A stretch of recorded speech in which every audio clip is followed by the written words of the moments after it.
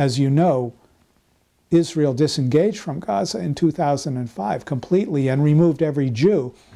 Many in academia still consider Gaza to be occupied because it's under siege, because of the blockade. Well, it isn't under siege, really. It's just the borders are controlled, isn't it? Well, it's under siege in the sense that, yes, the borders are controlled, but they call it the world's largest outdoor prison.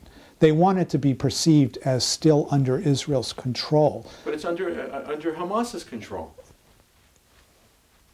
They still call it, they still refer to it as a siege of Gaza. And when they have these flotillas, as they have on several occasions, when activists have tried to break the blockades that Israel has on the ocean into Gaza, they perceive it to be relinquishing Gaza from the grips of military Israeli control, which is completely false. The whole idea of the occupation is in some ways a misconception in that what is Israel occupying? They're not occupying a country. There was no sovereign nation ever in the West Bank or Gaza when they were occupying that. They have every right to that because they won it in a defensive war. And that land was part of the mandate for Palestine, which was supposedly destined to be given to the Jews as their Jewish homeland.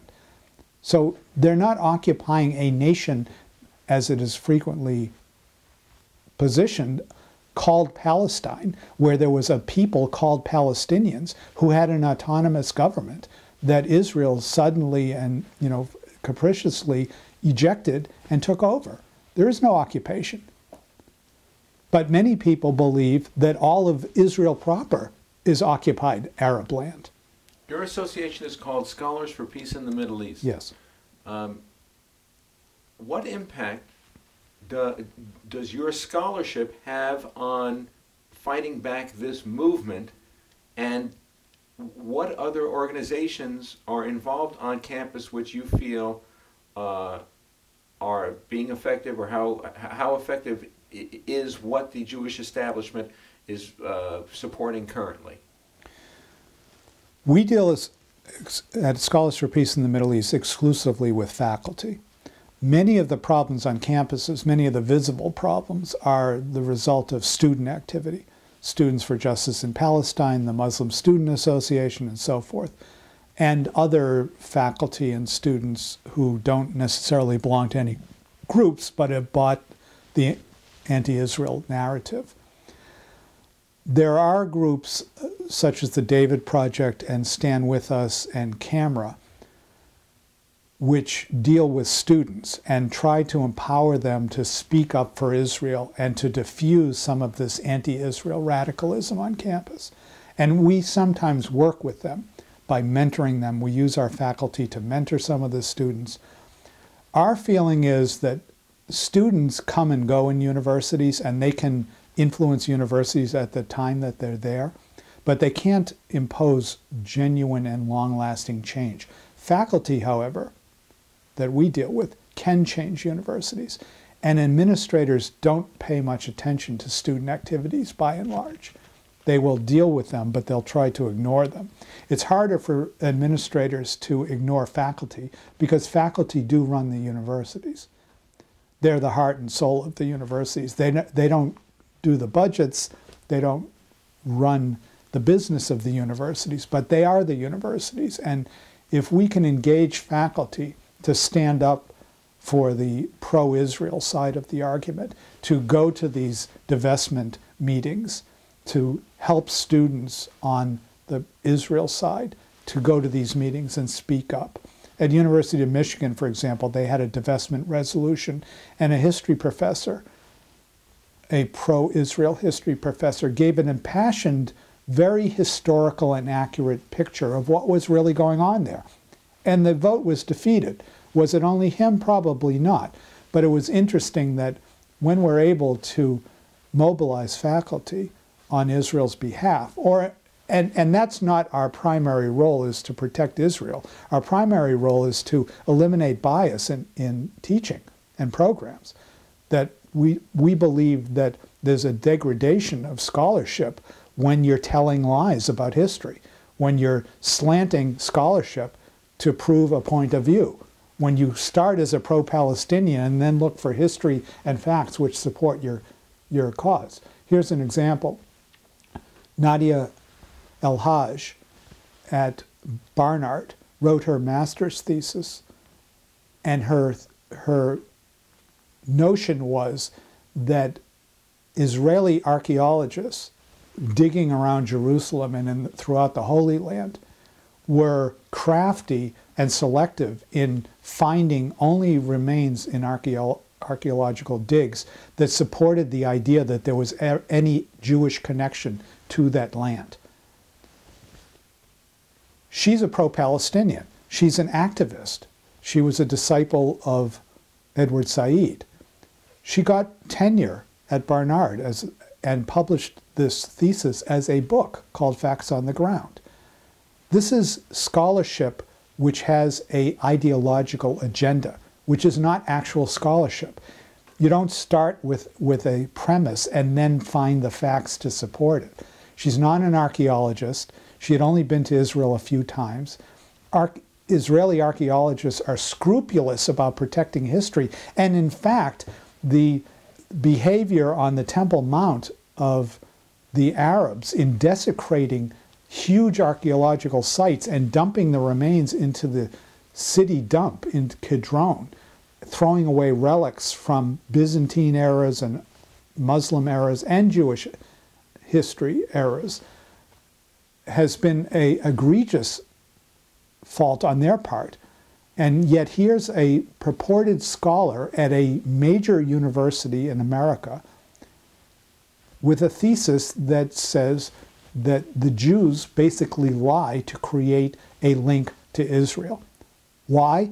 Because if Jews don't have a legitimate link to Israel, then it elevates the Palestinian claim to that same land.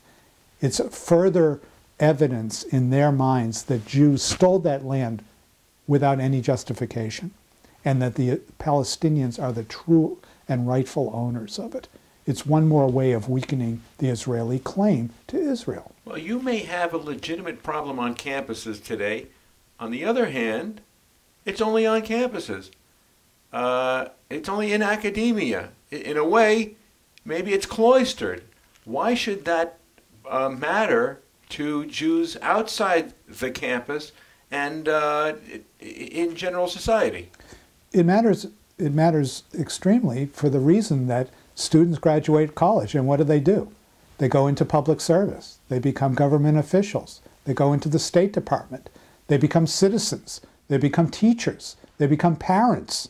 And if their view of Israel is skewed in a way that they think that Israel is the main source of agitation on the planet, when they believe that Israel's existence has caused all the pathologies in the Middle East, when they believe that Israel's truculence and reluctance to commit suicide and go away causes terrorism, where Israel is blamed for terrorism in Paris, that's a problem that affects all of us as citizens and as parents.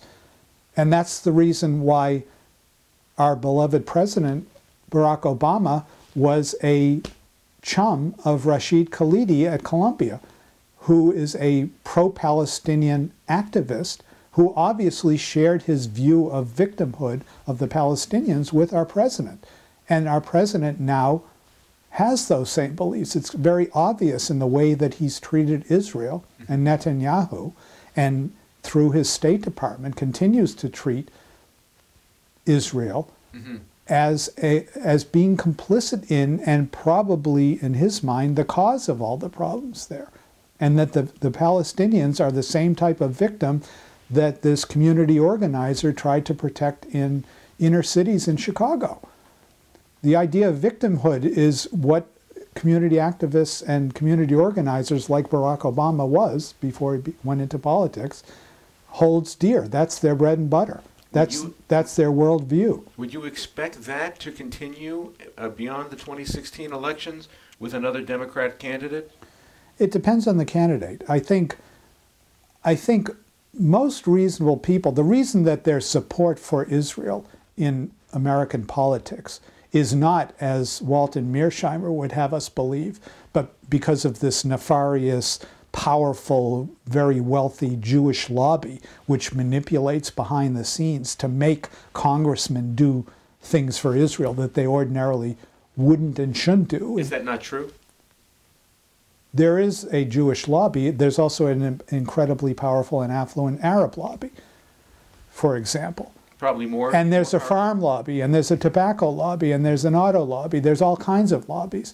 The point is, and in particularly with what we've said about latent anti-Semitism being a worldwide phenomenon, and has been for 2 millennia, that the reason that Walton Mearsheimer never came to see, but the reason that American politicians, by and large, support Israel and continue to support it militarily and financially is not because there's this corrupt lobby of Jews working behind the scenes to manipulate them with the stranglehold, as Walton Mearsheimer put it, but because it's the right thing to do. Because everyone who's rational looks at Israel and realizes that Israel is the canary in the coal mine of civilization. That what happens to Israel in the Middle East in the face of the onslaught of Islamic terror that has now come into Europe, in France, this is our first taste of it close to home, as was 9/11, Israel has been suffering that for all of its existence and lives with it every day, with 12,000 missiles having come out of Gaza over the past 7 years. This is something they live with, and it's something that the West, at least with thoughtful people, understand is a shared conflict and a shared challenge for us. And that if we don't protect Israel, we are going to be next. Do Christians really think that... Which we? The West and Christian and Western society. Do Christians really believe that after the Jews are all murdered by Islam, that the Christians won't be next? When thousands of Christians are being slaughtered in Darfur and Sudan now, and in Nigeria by Islamists who aren't talking about Jews or Palestinians, and they just have a problem with Christians and churches? No. And right-thinking and morally upstanding people aren't afraid of taking a stand and defending Israel, because they know it's not just about protecting Israel and its own 6 million Jews. It's about standing up for the values of the West and Western civilization against the onslaught of barbarism and darkness.